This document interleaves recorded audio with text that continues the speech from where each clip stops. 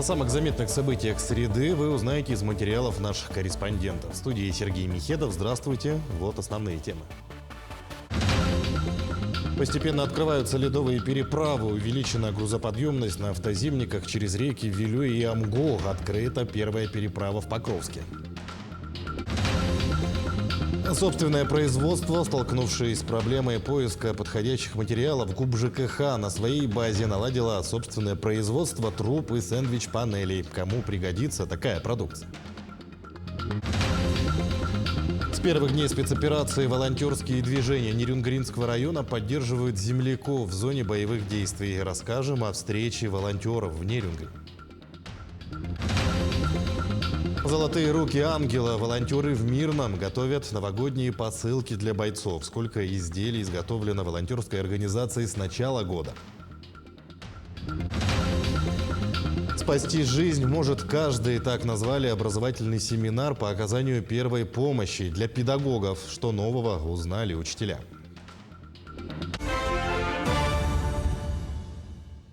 До 5 тонн увеличена грузоподъемность на автозимниках через реки Вилюй и Амго. По автозимнику через реку Вилюй на 3-м километре автодороги Джиген в Вилюйском районе, по ледовой переправе через реку Амго на 198-м километре автодороги Амга в Амгинском районе. Тем временем в Хангаласском Улусе официально открылась первая ледовая переправа. Переправу Покровск-Кердем удалось ввести в эксплуатацию даже раньше, чем в прошлом году. Ледовую дорогу с 2018 года обустраивает администрация Жемконского второго наслега. Так, в этом году был проведен субботник с участием местных жителей, которые помогали убирать ледяные торосы для беспрепятственной работы трактора. По переправе Покровск-Кердем проезд разрешен легковым автомобилем весом не более 3 тонн. Толщина льда на данной переправе на сегодняшний день составляет 40 сантиметров, что допустимо для автотранспорта до 3 тонн. Следующая переправа планируется открытие 10-го. Ну, посмотрим по погодным условиям, как будет это все. Это Моксоголовка-Чикатцы. Следом будет открываться у нас Покровск-ТТБ в 20-х числах. Ну, в данный момент погода вроде сопутствует, то есть морозы идут. Потихоньку река закрывает все полыньи, но полыньи все-таки есть. Идет сборка приборов, ставших залогом безопасности людей, работающих в отдаленных частях республики. И переносная станция РЛ весом всего 1 килограмм и дальностью связи от 300 до 500 километров хорошо себя зарекомендовала в ходе тестирования оленеводами и сотрудниками МЧС. Кому пригодится данное устройство, выясняла Марина Захарова. Переносная станция РЛ весит всего 1 килограмм, а дальность связи составляет от 300 до 500 километров. Она способна работать даже при отсутствии электричества, что очень удобно в случае возникновения лесных пожаров или аварий. Станция заряжается несколько часов как от сети, так и от солнечных панелей. В случае помех в каналах связи есть возможность передать текстовые сообщения. В настоящее время вот даже ЧС, когда идет, вот лесные пожары, допустим, не у всех же телефоны есть. Что горит, как горит, там, с места нету информации. Даже вот самолет терялся, Ан-2 упал там, где, избушка оленеводов, а у них рации не было, передать-то невозможно. Поэтому если такая радиосвязь распространится, то в общем уровень безопасности людей повысится. В Якутии, где более 35 тысяч километров зимников, есть вероятность поломки транспорта, попадания в метель, провала под лед, такие разработки крайне важны. Аккумулятора радиостанции РЛ в пассивном режиме хватает на несколько суток, в активном – на 2,5 часа. Корпус выполнен из железа, прочно защищающий находящуюся внутри плату. За 3 дня инженер, занимающийся сборкой радиостанции, изготавливает 2 такие платы. Каждая из них появится по-разному, в зависимости от требований заказчика. Данная радиостанция РЛ была разработана исходя из 2 параметров – простота и надежность. При эксплуатации данной радиостанции, то есть человеку, по большому счету, знаний таких основных не нужно. Вот на данный момент я сейчас просто собираю платы под заявку клиента. На определенную частоту мы впаиваем элементы, которые должны создать несущую частоту данной, скажем так, заявки. Поэтому, то есть каждая плата собирается, основная плата есть, каждая плата будет собираться по желанию клиента. Исходя из его желания, какую частоту он хочет, мы впаиваем определенные элементы. Помимо этого, компания разработала еще 2 вида коротковолновых раций. Более мощная долина, которую можно устанавливать в районных центрах, и зимовье, предназначенных для пунктов обогрева. Все эти проекты являются не только более эффективной, но и более доступной альтернативой нынешней системы оповещений, которая основывается на дорогой спутниковой связи и в любой момент может попасть под санкции. Марина Захарова, Павел Пахомов, Якутск. Идем далее. Столкнувшись с проблемой поиска подходящих материалов, несколько лет назад ГУП ЖКХ на своей производственной базе наладила собственное производство труб и сэндвич-панелей. Производственный цех увидел Александр Хавренко. В большом просторном помещении ежедневно производится 1000 квадратных метров сэндвич-панелей и несколько сотен метров утепленных труб. Это наше предприятие, скажем так, сосредоточено, направлено работать по линии энергосервисных контрактов, а также основное направление его работы – это производство строительных материалов и конструкций для нужд нашего предприятия. Ну, разумеется, в связи с открытием большого нашего нового цеха, наше предприятие также исполняет сторонние заказы. На производство одной трубы длиной 20 метров уходит примерно 20 минут. Оператор запускает конвейер, и всю работу проделывает умная машина. Человеку лишь остается следить за работой и остановить ее в нужное время. Трубы с ППУ-изоляцией предназначены для теплотрасс. Там сокращается срок монтажа, сокращаются теплопотери.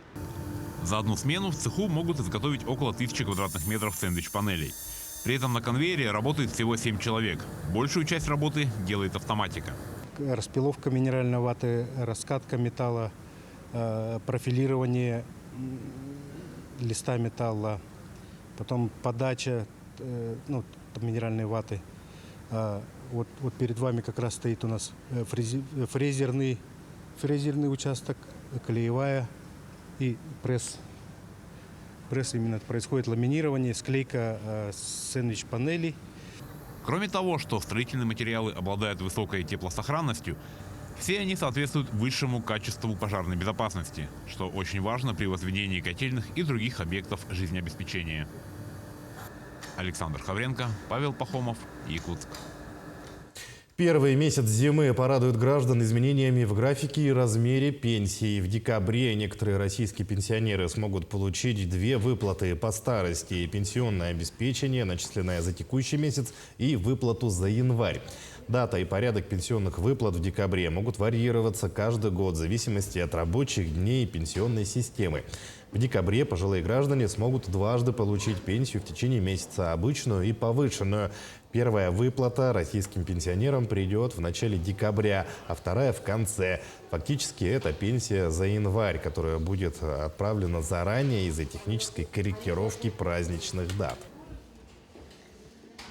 Спасти жизнь может каждый, так назвали образовательный семинар по оказанию первой помощи. Специалисты Центра общественного здоровья и медпрофилактики провели практикум для педагогов, образовательных и воспитателей дошкольных учреждений столицы. О том, как прошел практикум, расскажет Даяна Федорова. Практикум по оказанию первой медицинской помощи в общей сложности охватит порядка 60 педагогов и воспитателей. В течение 3 дней опытные специалисты Центра проверяют и корректируют теоретические знания, а также их практические умения и навыки. Оказание первой помощи – это, скажем, такая базовые навыки. Этому должен учиться, наверное, каждый человек нашей страны, нашей республики, чтобы вовремя, своевременно оказать доврачебную помощь. Это совместно получается у нас с окружной администрацией города Якутска. Вот хотели их поблагодарить именно за предоставление манекенов, потому что это очень наглядно и практически показывается, как помогать людям в таких вот критических ситуациях. Галина Павлова – участница образовательного семинара. Она считает, что знания оказания первой доврачебной помощи необходимы для всех, и их надо обновлять периодически. Бывают разные ситуации. Пока не во всех дошкольных учреждениях имеются медицинские работники, и, конечно, нам это надо знать. Просто из-за того, что это нам надо. Вот поэтому и пришли узнать побольше и помочь, если какие-то ситуации возникают, то помочь тому, который нуждается в нашей помощи. Специалисты Республиканского центра общественного здоровья и медицинской профилактики совместно с волонтерами-медиками и инструкторами Красного Креста регулярно проводят мастер-классы по оказанию первой медицинской помощи не только для взрослых, но и для школьников столицы и районов республики. Они охватили за 2023 год более 3500 детей.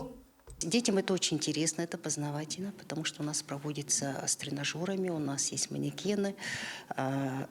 И для даже отработки методики Геймлиха, то есть когда попадает инородное тело в организм человека. Поэтому дети уже чисто практически они отрабатывают эти навыки. И все это проводится в очень интересной форме, веселой, потому что молодое поколение передает молодому поколению. Им это обычно бывает очень интересно. Подобные практикумы планируют проводить регулярно, в первую очередь охватывая педагогов и воспитателей. В жизни возникают ситуации, когда необходимо помочь до приезда бригады скорой медицинской помощи. Жизнь пострадавших нередко зависит от того, владеют ли окружающие навыками оказания первой медицинской помощи. Даяна Федорова, Григорий Хлопков, Якутск. За 11 месяцев текущего года в республике родилось более 10 тысяч детей. Из них 5239 малышей появились на свет в перинатальном центре Республиканской клинической больницы. По словам врачей, за этот период родились 55 близнецов и более 2600 мальчиков и девочек. В республике семьи с детьми обеспечены мерами поддержки. Так, например, с этого года семьи могут получить 200 тысяч рублей вместо земельного участка. Также увеличен размер капитала «Дети столетия» и продлена программа до 2027 года. А со следующего года будет увеличен в 2 раза размер республиканского материнского капитала при рождении 3-го и последующего ребенка. А молодые семьи, вступившие в брак до 25 лет, получат дополнительную поддержку. Первое, увеличение размера республиканского материнского капитала «Семья» при рождении 3-го либо последующего ребенка. Да? Эта мера у нас реализуется с 2011 года в республике. И размер на сегодня составляет 151 тысяча рублей. Да? И с 1 января будет увеличение этого размера максимально до 300 тысяч рублей. Это максимально в плане того, что если, допустим, семья не использовала в целом средства капитала, либо те, которые родятся после 1 января 2024 года, у них размер капитала будет 300 тысяч рублей. Так? И если семья уже использовала, частично, допустим, использовала, и тогда остаток суммы будет увеличен 2 раза. То есть, допустим, семья использовала, допустим, 50 тысяч рублей, и остаток 100 тысяч, это будет уже 200 тысяч. С первых дней специальной военной операции волонтерские движения Нерюнгринского района ведут активную работу по поддержке земляков в зоне боевых действий. На встрече волонтеров в Нерюнгре побывал Иман Лазаренко. Встреча волонтеров, которые оказывают неоценимую помощь участникам специальной военной операции, занимаясь сбором средств, формированием и отправкой грузов в зону СВО для земляков, прошла в Нерюнгре. Участники волонтерских движений рассказали о своей работе, обменялись опытом и поделились планами. В нашем районе волонтерское движение, можно так сказать, с каждым днем приобретает все больше и больше охват, все больше и больше вовлекается население нашего района. Если в самом начале проведения специальной военной операции было порядка 1-2 волонтерских организаций, то сегодня это уже 7, даже 8 волонтерских организаций одновременно работают для фронта, куют победу вместе с нашими солдатами, которые находятся непосредственно в зоне специальной военной операции. И некоторые из наших волонтеров также участвуют и ездят в командировки в зону проведения специальной военной операции, встречаются с нашими военнослужащими. И, как говорится, морально и материально помощью такой волонтерской помогает им приблизить нашу общую победу. Кроме сбора гуманитарной помощи от населения, волонтеры изготавливают для отправки в зону СВО маскировочные сети, окопные свечи, антидроновые накидки, перевязочные материалы и многое другое, что может понадобиться в тяжелых полевых условиях. Мы плетем сети, помогаем ребятам на СВО, мы их прикрываем. Они должны знать, что у них надежный и сильный тыл. Мы плетем сети с 24 марта. Бабушки у нас вяжут носочки и делаем нашлемники. Наш колледж начал принимать самое активное участие. Мы собирали передачи нашим бойцам. Мы участвовали в сборах других сторонних организаций. И одним из направлений нашей деятельности – это, конечно же, плетение сетей. которым мы сейчас занимаемся. Но занимаются не только члены клуба, но и все студенты нашего колледжа. Встреча прошла по инициативе движения «Зов Севера», которое с первых дней СВО на регулярной основе проводит сборы и отправку гуманитарной помощи и адресных персональных посылок нерюнгринцам. Также силами участников движения организовано изготовление и отправка на передовую сухих борщей и домашних консервированных каш. А в преддверии Нового года принято решение устроить бойцам новогодний сюрприз. Нашим ребятам на фронт отправятся подарки. Мы объявили акцию по Нерюнгринскому району.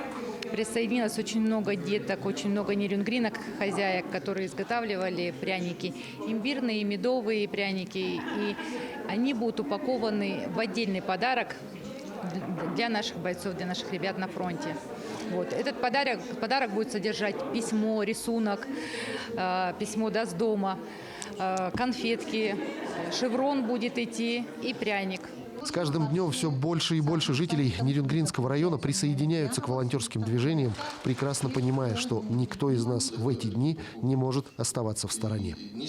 Иван Лазаренко, Захар Головин, Вадим Барашков, Нерюнг. Во всех образовательных организациях Якутии проводят декаду ко Дню Героев Отечества. Так, 8 декабря на базе исторического парка «Россия. Моя история» пройдет республиканский форум по патриотическому воспитанию «Отчизне посвятим». Масштабное мероприятие проводят для совершенствования форм работы по военно-патриотическому воспитанию в школе, подготовки к военной службе, сохранения исторической памяти, а также формирования нетерпимого отношения к фашистской идеологии. Организатором форума выступит Министерство образования и науки республики, а также учебно-методический центр по военно-патриотическому воспитанию «Авангард».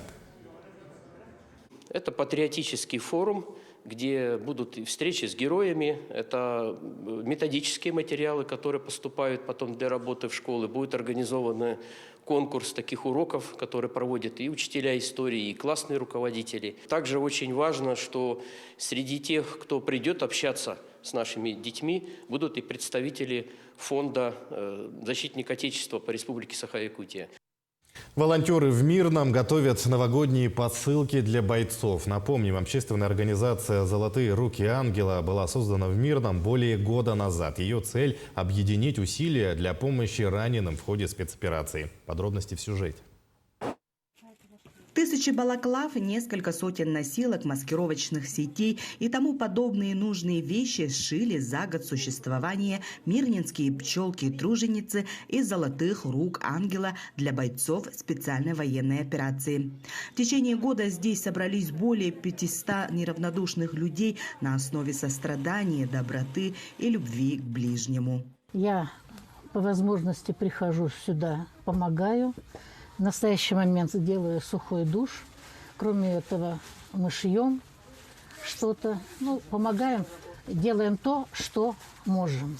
Штаб «Золотые руки ангела» не останавливается ни на минуту. Здесь ежедневно плетут сети, шьют, раскраивают, собирают, изготавливают свечи. Сейчас мы еще шьем в швейном цехе сбросники, такие аптечки, девочки, пятиточечники шьем. Вот начали эвакуационные стропы шить. Она 10 метров. Это можно раненых бойцов вытаскивать. Волонтеры поддерживают связь с бойцами, периодически встречаются с теми, кто приходит в отпуск. Тому подтверждение – расписанный бойцами флаг штаба. В сентябре месяце уже сколько бойцов было в отпуске. Все приехали, расписались, поблагодарили. Непосредственно они именно от нас получали гуманитарную помощь. Сегодня в небольшом помещении волонтеры общественной организации готовят новогодние посылки, чтобы хоть как-то согреть сердца тех, кто сейчас находится на передовой. Для солдата там вложены носочки, нижнее белье, теплое белье получается, нательное. Носилки, пятиточечники, индивидуально каждому бойцу вот так у нас готовятся наборы в красивой упаковочке, письмо с детских садов, очень красивые подделки пришли в виде сердечек, в виде елочек. И пакуем, и в коробочке получается все.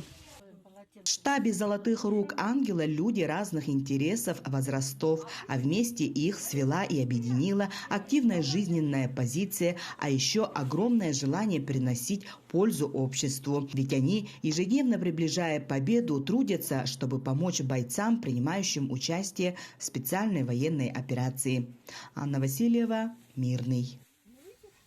К другим темам норвежская выставка предлагает закупиться теплой и удобной верхней одеждой как для себя, так и для своих близких. Представленные на выставке модели высокого качества и отличаются удобством. Предусмотрен климат-контроль, не допускающий ни перегрева, ни охлаждения. Все вещи выдерживают температуру до минус 50 градусов, а также сшиты из натуральных материалов. Подробности в сюжете. Хранить на складах товары ушедших брендов очень дорого. Утилизация также дело затратное. Чтобы не нести дальнейшие убытки, было решено распродать весь товар. Компания Ursa Group занимается закупкой и поставкой верхней одежды из стран Скандинавии и Северной Америки в Россию. Как вам известно, что многие европейские марки закрылись и ушли с российского рынка. Товар, который остался на территории России, было принято решение распродать в формате норвежская выставка, в формате недели со скидками до 70%. Покупателей ждет европейское качество по доступным ценам. На выставке представлено свыше 100 товаров различных расцветок и размеров, чтобы каждый смог найти подходящую модель. В ассортимент входят скандинавские норки, норвежские аляски, Канада Гус и многое другое. Представляю вашему вниманию женскую аляску на минус 50. За счет мембрана она тонкая и весит всего 850 грамм. В данный момент эта аляска дешевле в 2 раза, чем в магазинах. Дорогие друзья, представляю вашему вниманию 2 хита Якутии. Это канадские аляски на съемной шкуре волка, выдерживающие мороз до минус 60 градусов. А вторую часть можно носить как осенне-весеннюю куртку. Также для автолюбителей компания привезла легендарные итальянские пилоты из кожи бизона на меху овцы. Данная модель очень удобна тем, кто постоянно проводит время за рулем. Такие пуховики станут хорошим подарком, чтобы порадовать себя и близких в преддверии Нового года. Мы пришли покупать новогодние подарки с подружкой Раечкой. И подняли 6-й этаж и купили 2 куртки. Я не шопоголик, но по совету подружек пришла и купила себе классную парку. Приобрели прекрасную шубу для своей супруги. Качество прекрасное. На сегодняшний день выставка работает в столице, в торговом комплексе «Саха-Экспоцентр». На 6-м этаже, вход в конце 5-го этажа справа. И по адресу Короленко 7/1 на пересечении с улицей Пояркова. Марина Захарова, Павел Пахомов, Якутск. Главному режиссеру театра юного зрителя Якутии Александру Титигирову исполнилось 55 лет. И сегодня, в честь этой знаменательной даты, вниманию зрителей представили спектакль «Легенда о кровавой метке» по мотивам романа народного писателя Василия Семеновича Яковлева-Далана «Глухой Вилюй». Эта постановка откроет череду показа спектаклей в рамках юбилея главного режиссера. В постановке отражены жизнь, быт, междоусобные конфликты якутов в XVI веке. После 2 спектаклей в Якутске театральная труппа поедет на малую родину Александра, в Нюрбу, познакомить местных жителей с 4 работами их почетного земляка. Участвовал в более 10 постановках Александра Васильевича Титигирова. Ездили много раз, в Москву ездили, еще в Татарстан ездили и в Хабаровск. Работает все прекрасно, уже 10 спектаклей уже за спиной.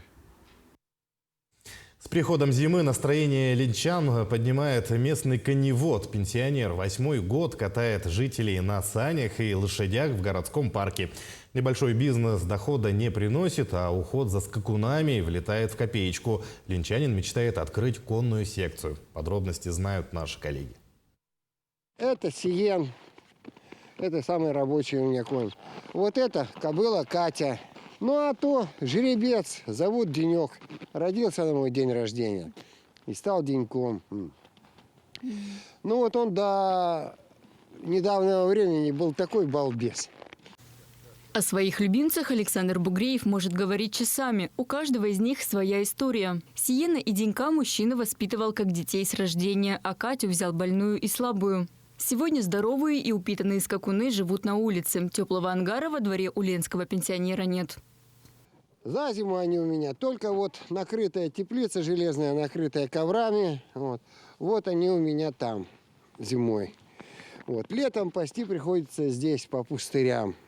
Проблематично, конечно, очень, потому что кругом, можно сказать, не пустыри, а помойка. Увлечение Александра супруга приняла, хотя на содержание лошадей уходит почти вся пенсия. Чтобы эта красавица Катя не замерзла зимой на улице, в сутки ей нужно 25-30 килограммов сена. В среднем за зиму это выходит примерно 50 тысяч рублей. Получается, чтобы содержать 3 лошадей, понадобится 150 и больше тысяч.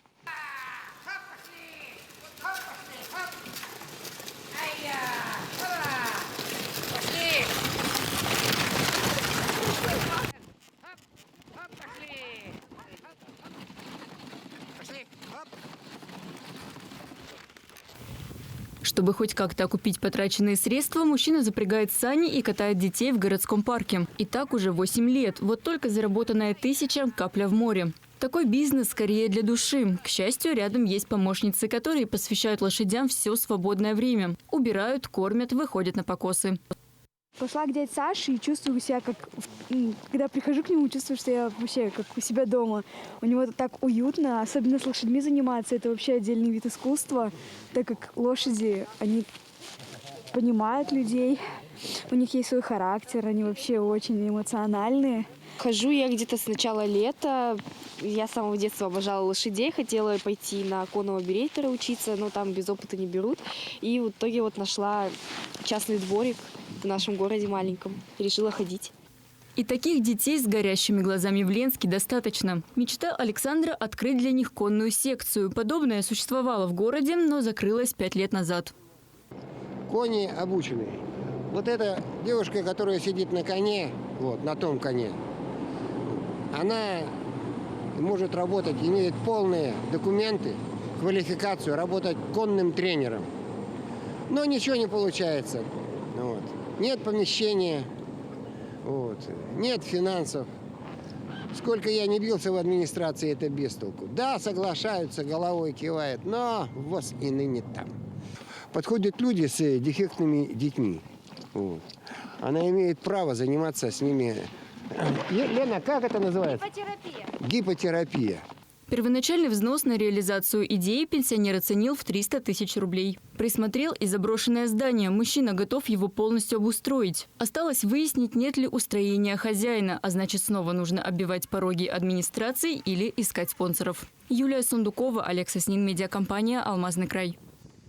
Таким наши корреспонденты увидели уходящий день. Всего доброго и до свидания.